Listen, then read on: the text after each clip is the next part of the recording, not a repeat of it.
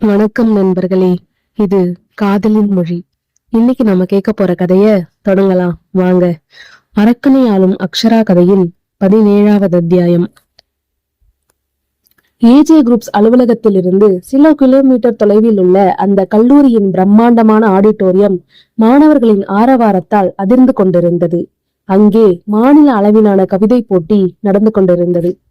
மேடையில் மைக் முன் கம்பீரமாக நின்று கொண்டிருந்தான் தமிழ் மன்ற தலைவன் கார்த்திக். வெள்ளை சட்டையும் மடித்தேற்றிய கைகளும் நெற்றியில் லேசாக அரும்பிய வியர்வையும் அவனுக்கு ஒரு தனீகத்தை கொடுத்திருந்தது. பார்வையாளர்கள் வரிசையின் முதல் வரிசையில் தன் தோழிகளுடன் அமர்ந்திருந்தாள் ஆரியனின் தங்கை ரித்விகா. வெளியே அண்ணனைப் போலவே கெத்து காட்டினாலும் மேடையில் நிற்கும் கார்த்திக்கை பார்த்ததும் அவளது இதயம் வழக்கத்திற்கு மாறாக வேகமாக துடித்தது. கடந்த 1.5 வருடங்களாக அவள் காட்டிய கோபமும் நிராகரிப்பும் கார்த்திக்கின் காதலை அசைக்க முடியவில்லை. மாறாக அவனது கவிதைகள் மெல்ல மெல்ல அவளது மனக்கோட்டையை துளைத்துக் கொண்டிருந்தன. கார்த்திக் தொண்டையை சரி செய்து கொண்டு தன் கையில் இருந்த கவிதை தாளை பாராமலே பார்வையாளர்களை பார்த்து பேசத் தொடங்கினான். அவனது பார்வை சரியாக ரித்விகாவின் கண்களில் நிலைத்திருந்தது. தலைப்பு: சிறைப்பட்ட அசுரகுமாரி. அவன் தலைப்பை சொன்னதும் தோழிகள் ரித்விகாவை இடித்து சிரித்தனர். ரித்விகா முகம் சிவக்க கோபமாக அவர்களை அடக்கினாள். கார்த்திக்கின் காந்த குரல் அரங்கம் முழுவதும் எதிரொலித்தது. கண்ணாடி மாளிகையில் வாழும் தேவதையே, உன் கோபக் கனலில் என் கவிதைகள் கருகினாலும் அந்த சாம்பலிலும் உன் பெயர்தான் காதலாக போக்கும். அண்ணன் நிழலில் அசுர கெத்து காட்டும் பெண்ணே, உன் ஒற்றை சிரிப்பில் என் 1.5 வருட தவம் குலைந்ததே. நீ என்னை வெறுத்து ஒதுக்கி தள்ளினாலும் உன் பாதம் படும் மண்ணாக கிடக்கவே என் மனம் ஏங்குதே. உன் மௌனம் என்னை வதைத்தாலும் உன் நினைவுகள் என் தமிழுக்கு உயிர் தருதே. என்னை சிறைபிடித்த அசுரகுமாரியே, இந்த கவிஞனின் காதலை ஒருமுறை ஏற்றுக்கொள்ளாயோ? உன் விழிகளில் வழியும் கண்ணீர் துளியில் என் கவிதையின் அர்த்தத்தை நான் கண்டு கொண்டேன். நீ வீசிய கோப பார்வைகள் போதும். இனி உன் அணைப்பில் என் ஆயுள் முடியட்டும். கார்த்திக்கின் கவிதை வரிகள் வெறும் வார்த்தைகளாக இல்லாமல் அவனது 1.5 வருட தவிப்பையும் தூய்மையான காதலையும் பறைசாற்றின. அரங்கமே மௌனத்தில் உறைந்திருந்தது. ரித்விகாவால் அதற்கு மேல் கட்டுப்படுத்த முடியவில்லை. 1.5 வருடமாக அவள் கட்டி வைத்திருந்த அண்ணன் கெத்து, கோபம், ஈகோ எல்லாம் அந்த காதலின் ஆழத்தில் கரைந்து போயின. அவனது ஒவ்வொரு வார்த்தையும் அவளது இதயத்தை ஊடுருவி குற்ற உணர்ச்சியையும் காதலையும் ஒரே நேரத்தில் தூண்டியது. கண்ணீர் அவளது இமைகளை மீறி அறுவையாக கொட்டியது. சுற்றிலும் மாணவர்கள் இருப்பதை அவள் மறந்தாள். தன் அண்ணன் கெத்தை மறந்தாள். கார்த்திக் என்று மனதிற்குள் முணுமுணுத்தவள் இருக்கையிலிருந்து எழுந்து அழுது கொண்டே ஆடிட்டோரியத்தின் பின்பக்க கதவை நோக்கி வேகமாக ஓடினாள். அவள் ஓடுவதை பார்த்ததும் கார்த்திக் அதிர்ச்சியில் கவிதையை பாதியிலேயே நிறுத்தினான். ரித்து என்று கத்தியபடி மைக்கை அப்படியே போட்டுவிட்டு அவனும் மேடையிலிருந்து குதித்து அவள் பின்னாலேயே ஓடினான். மாணவர்கள் அனைவரும் திகைத்து போய் பார்த்து கொண்டிருக்க காதல் ஜோடிகள் 2ம் அரங்கத்தை விட்டு வெளியேறின. கல்லூரியின் ஒதுக்குப்புறமான பிரம்மாண்டமான விளையாட்டு மைதானம். மதிய நேரம் என்பதால் அங்கே யாரும் இல்லை. சுற்றிலும் பெரிய மரங்கள் சூழ்ந்திருக்க நடுவில் பச்சை பசேல் என்ற புல்வெளி விரிந்திருந்தது. ரித்விகா மூச்சிறைக்க ஓடி வந்து மைதானத்தின் நடுவில் இருந்த ஒரு மரத்தடியில் நின்று முகத்தை புதைத்துக் கொண்டு விம்மி விம்மி அழுது கொண்டிருந்தாள். அவள் பின்னாலேயே ஓடி வந்த கார்த்திக் அவள் அருகில் வந்து நின்றான். அவனது இதயம் பயத்தில் துடித்தது. என் கவிதை அவளை காயப்படுத்தி விட்டதோ, மீண்டும் கோபப்பட்டு திட்டுவாளோ என்ற பயம் அவனுக்குள் இருந்தது. ரித்து, ரித்விகா. கார்த்திக் தயக்கத்துடன் அவளது தோளை தொடப்போனான். ஆனால் அதற்குள் ரித்விகா சற்றென்று திரும்பி கார்த்தியை பார்த்தாள். அவளது முகம் அழுகையால் சிவந்திருந்தது. கண்கள் வீங்கி இருந்தன. கார்த்திக் பயந்து போய் கையை திரும்ப பெற்றுக்கொண்டான். சாரி ரித்து, நான் உன்னை கஷ்டப்படுத்தணும்னு நினைக்கல. கவிதை உனக்கு பிடிக்கலையா? அவன் பேசி முடிப்பதற்குள் ரித்விகா வேகமாக பாய்ந்து வந்து கார்த்திக்கை இறுக்கமாக கட்டி கொண்டாள். கார்த்திக் அதிர்ச்சியில் உறைந்து போனான். அவனது கைகள் என்ன செய்வதென்று தெரியாமல் காற்றில் நின்றன. நீ லூசு, 1.5 வருஷமா என்ன காதலிக்கிறேன்னு சொல்ற, ஆனா உனக்கு என் மனசு புரியலையாடா? ரித்விகா அவனது மார்பில் முகத்தை புதைத்துக் கொண்டு அழுது கொண்டே கேட்டாள். கார்த்திக்கின் இதயம் ஒரு நிமிடம் நின்றது போலிருந்தது. ரித்து, என்ன சொல்ற? ரித்விகா அவனை விட்டு விலகி அவனது கண்களை ஆழமாக பார்த்தாள். ஆமாண்டா, வெளியே நான் அசுரனோட தங்கச்சின்னு கெத்து காட்டினாலும் உள்ளுக்குள்ள உன் கவிதைக்கும் காதலுக்கும் நான் எப்பவோ அடிமையாயிட்டேன். நீ ஒவ்வொரு தடவை ரோஜா கொடுக்கும் போதும் கவிதை எழுதி போடும் போதும் என் மனசு வெக்கத்துல துடிக்கும்டா. ஆனா அண்ணனோட கெத்துல அதை வெளியே காட்டிக்காம உன்னை தூரத்தை அடைச்சிட்ட. நான் எவ்வளவு பெரிய முட்டாள் தெரியுமா? அவள் மீண்டும் அழத் தொடங்கினாள். கார்த்திக்கின் கண்களிலும் இப்போது ஆனந்த கண்ணீர் வழிந்தது. அவனது 1.5 வருட தவம் பலித்து விட்டது. அவன் மெதுவாக அவளது முகத்தை தன் கைகளால் ஏந்தினான். ரித்து, இது நிஜம்தானா? நான் கனவு காணலையே. இல்லடா, நிஜமாதான். ரித்விகா கண்ணீருடன் புன்னகைத்தாள். நான் உன்னை உண்மையா காதலிக்கிறேன் கார்த்திக். இந்த 1.5 வருஷத்துல நீ என் பின்னாடி சுத்துனது போதும். இனிமே இந்த அசுரகுமாரி உன் பின்னாடிதான் சுத்துவா. அவள் சொன்னதை கேட்டு கார்த்திக் கத்த வேண்டும் போல இருந்தது. அவன் அவளை தூக்கி சுற்றினான். தேங்க்யூ ரித்து, தேங்க்யூ சோ மச். என் தமிழுக்கு இன்னைக்குதான் முழுசா உயிர் கிடைச்சிருக்கு. மைதானத்தின் நடுவில் அந்த பெரிய மரத்தரையில் 1.5 வருட போராட்டத்திற்கு பிறகு அசுரனின் தங்கையும் கவிஞனும் காதலால் ஒன்று சேர்ந்தனர்.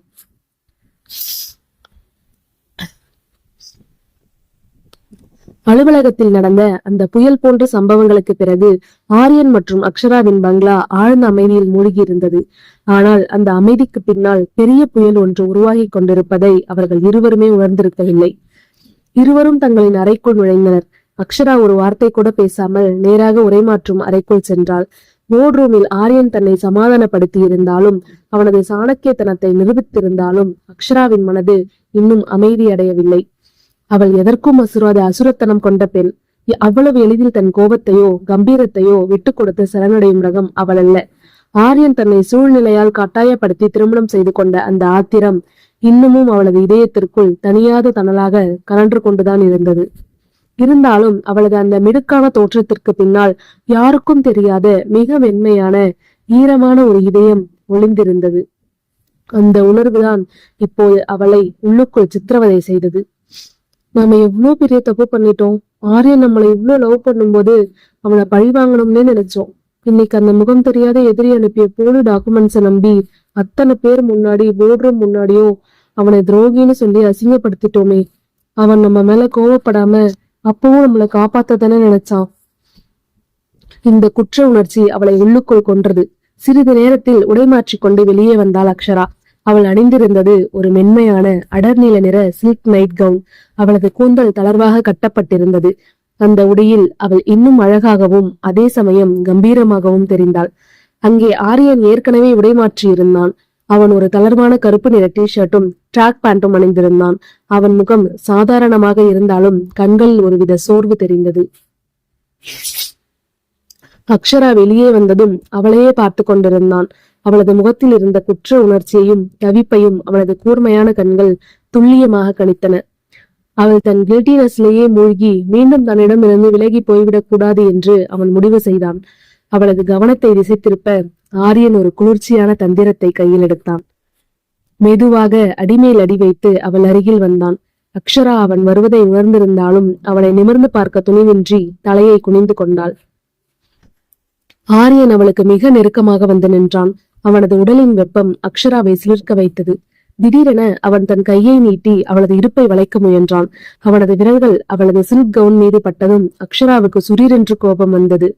இவன் என் பயத்தை பயன்படுத்தி நெருக்கமாக முயல்கிறானா என்ற சந்தேகம் அவளது மனதில் எழுந்தது. கையை எடுடா, அக்ஷரா சீறினாள். அவனது கையை தட்டிவிட்டு கோபமாக அவனை விட்டு விலக முயன்றாள். ஆனால் ஆரியன் அவளை விடவில்லை. அவளது இருப்பை இன்னும் நெருக்கமாக பிடித்து தன்னை நோக்கி இழுத்தான். அக்ஷரா அவனது அகன்ற மார்பில் வந்து மோதினாள். அவனது அசுர பலத்தின் முன் அவளது முயற்சி பலிக்கவில்லை. ஆரியன் லேசாக சிரித்தான். அவனது அந்த சிரிப்பு அக்ஷராவை இன்னும் அதிகமாக கோபப்படுத்தியது. ஆரியன், என்ன நினைச்சிட்டு இருக்க உன் மனசுல? நான் கவலையில இருக்கேன்னு நீ என்னடானா இதை பயன்படுத்தி அட்வான்டேஜ் எடுத்துக்க பாக்குறியா? அக்ஷராவின் கண்கள் கோபத்தில் சிவந்தன. ஆரியன் அவளது கோபத்தை பார்த்து ஆச்சரியப்படவில்லை. அவனது பார்வையில் கோபமோ வருத்தமோ இல்லை. மாறாக அவளது தவிப்பை புரிந்து கொண்ட காதலும் ஒருவித குறும்பும் மட்டுமே மிளர்ந்தது. அவனது அந்த பார்வை அவளது கோபத்தை மெல்ல மெல்ல கரைக்க தொடங்கியது. விடுடா என்ன? அக்ஷராவின் குரல் இப்போது முன்னை விட தளர்ந்திருந்தது. அவள் அவனை தள்ளுவதை நிறுத்திவிட்டாள். ஆரியன் அவளது முகத்தை தன் இரு கைகளாலும் தாங்கினான். அவனது பார்வை அவளது செவ்விதழ்களில் நிலைத்தது. அக்ஷரா, நான் அட்வான்டேஜ் எடுத்துக்கலடி. உன் மைண்ட ஆஃப் பண்றதுக்காக தான் வந்தேன். ஆனா உன் கோபம் இன்னும் அப்படியேதான் இருக்கு போல. ஆரியன் அவளது முகத்திற்கு மிக நெருக்கமாக தன் முகத்தை கொண்டு வந்தான். அவனது சூடான மூச்சுக்காற்று அவளது முகத்தில் பட்டது. அக்ஷரா தன் இமைகளை மூடிக்கொண்டாள். அவனது விரல்களின் ஸ்பரிசம் அவளது இதய துடிப்பை வேகமாக்கியது. ஆரியன் அவளது காதோரம் குனிந்து மிக மெல்லிய, அதே சமயம் வசீகரமான குரலில் முணுமுணுத்தான். இத்தனை நாளா என்னை ஜெயிக்கணும்னு நினைச்சியே இல்லையா அக்ஷரா? ஆனா இந்த ஆரியன் உன்கிட்ட என்னைக்கோ தோத்துட்டாண்டி. என் அதிகாரமும் கம்பீரமும் உலகத்துக்குதான். உன்கிட்ட வெறும் அன்பை தவிர என்கிட்ட வேற எதுவுமே இல்லை. இனி இந்த அசுரனை ஆள போறதும் அவனோட ஒவ்வொரு மூச்சிலும் வாழ போறதும் நீ மட்டும்தான். அந்த வார்த்தைகள் அக்ஷராவின் மனதுக்குள் இருந்த அத்தனை தடைகளையும் நொடியில் தகர்த்தெறிந்தன. அவளது இதயம் கட்டுக்கடுங்காமல் துடித்தது. இவ்வளவு காலமாக தன் நெஞ்சிற்குள் பூட்டி வைத்திருந்த கோபமும் ஈகோவும் அவனது காதலின் சூட்டில் மெல்ல மெல்ல உருகி வழிந்தன. அக்ஷரா தன் இமைகளை மெதுவாக திறந்து அவனை பார்த்தாள். அவளது கண்களில் இருந்த அசுர கம்பீரம் மறைந்து இப்போது ஆழமான ஒரு மயக்கமும் காதலும் மட்டுமே தேங்கி இருந்தது. ஆரியன் அவளது தாடையை பிடித்து லேசாக உயர்த்தினான். அவனது பார்வையில் இருந்த தீவிரமும் காதலும் அவளை முழுமையாக சிறைப்பிடித்தன. அவன் மெதுவாக குனிந்து அவளது நடுங்கும் செவ்விதழ்களில் தன் உதடுகளை ஆழமாக பதித்தான். ஆரம்பத்தில் மென்மையாக தொடங்கிய அந்த முத்தம் அடுத்த நொடியே இருவரின் உணர்ச்சிகளின் தீவிரத்தால் ஆழமான வெறித்தனமான பிணைப்பாக மாறியது. அக்ஷரா தன் சுய நினைவை இழந்து தன்னிச்சையாக அவனது கழுத்தை சுற்றி தன் கைகளை இறுக்கமாக வளைத்துக் கொண்டாள். ஆரியன் அவளது இடுப்பை இன்னும் இறுக்கமாக தன்னோடு சேர்த்து அணைத்துக் கொண்டு அந்த முத்தத்தின் ஆழத்தில் அவளை மூழ்கடித்தான். அவளது உடலின் ஒவ்வொரு அணுவும் அவனது தீண்டலில் சிலிர்த்தது. இத்தனை நாட்களாக இருவருக்குள்ளும் இருந்த இடைவெளியும் வார்த்தைகளால் சொல்ல முடியாத அன்பும் அந்த ஒரு நீண்ட ஆழமான முத்தத்தில் பரிமாறப்பட்டன. சிறிது நேரத்திற்கு பிறகு மூச்சு வாங்கியபடி ஆரியன் மெதுவாக அவளது இதழ்களில் இருந்து விலகினான். ஆனால் அவளது முகத்தை விட்டு அவன் பார்வை விலகவில்லை. அக்ஷரா தன் உதடுகளை கடித்தபடி முகத்தில் சிவப்பேற அவனது மார்பில் தன் தலையை சாய்த்து கொண்டாள். அந்த ஆழமான முத்தத்திற்கு பிறகு அக்ஷராவின் முகம் காதலினாலும் வெட்கத்தினாலும் சிவந்திருந்தது. ஆரியனின் மார்பில் சாய்ந்திருந்த அவளது இதய துடிப்பு இன்னும் அடங்கவில்லை. ஆரியன் அவளது கூந்தலை மென்மையாக கோதியபடி திடீரென ஏதோ நினைவுக்கு வந்தவன் போல லேசாக சிரித்தான். ஐயோ, இன்னைக்கு ஆபீஸ்ல இருந்து வந்ததுல இருந்து என் தங்கச்சி ரித்விகாவை நான் ஒழுங்கா பார்க்கவே இல்லடி. அவ கீழே என்ன பண்ணிட்டு இருக்காளோ தெரியல. இரு, நான் போயிட்டு ரித்துவ பாத்துட்டு வந்துடுறேன் என்று கூறியபடி அக்ஷராவின் நெற்றியில் முத்தமிட்டு விட்டு அறையை விட்டு வெளியேறி கீழே சென்றான்.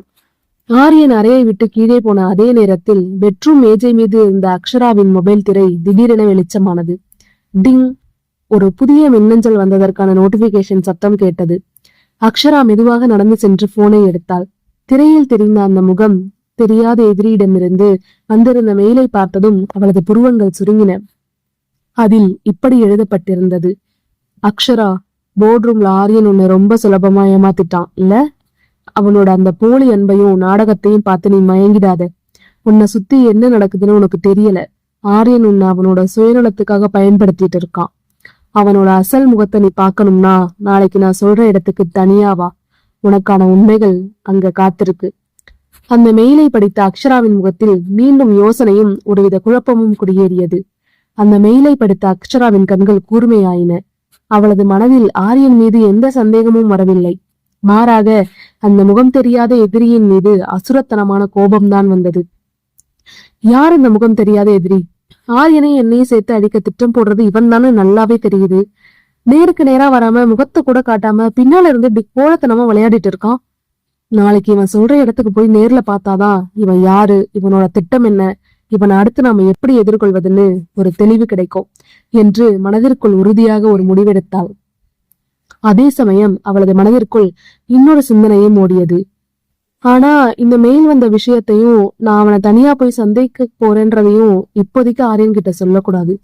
அவன் கிட்ட சொன்னா என்ன ஆபத்துக்கு அனுப்பக்கூடாதுன்னு கண்டிப்பா தடுத்து நிறுத்திடுவான். இல்லைன்னா அவனே முன்னாடி போய் அந்த எதிரிய வீழ்த்த ஏதாச்சும் பண்ணுவான். அப்புறம் அந்த எதிரி உஷாராகி ஓடி ஒளிஞ்சிருவான். இப்போதைக்கு அமைதியா இருந்து நானே இதை முடிச்சிட்டு வர்றதுதான் சரி என்று தனக்குள்ளேயே திட்டமிட்டு கொண்டாள். அதே நேரம் கீழே தன் தங்கை ரித்விகாவை கொஞ்சி விளையாடி விட்டு ஆரியன் அறைக்குள் நுழைந்தான். அவனது கையில் ஆவி பறக்கும் சுட சுட 2 கிளாஸ் பாதாம் பால் இருந்தது. இந்த அக்ஷரா, சூட பாதாம் பால் குடி, மனசுக்கு கொஞ்சம் இதமா இருக்கும் என்று அன்போடு நீட்டினான். அக்ஷரா அந்த மின்னஞ்சல் சிந்தனையிலேயே இருந்தாள். எனக்கு வேணா ஆரியன் என்று மெல்ல மறுத்தாள்.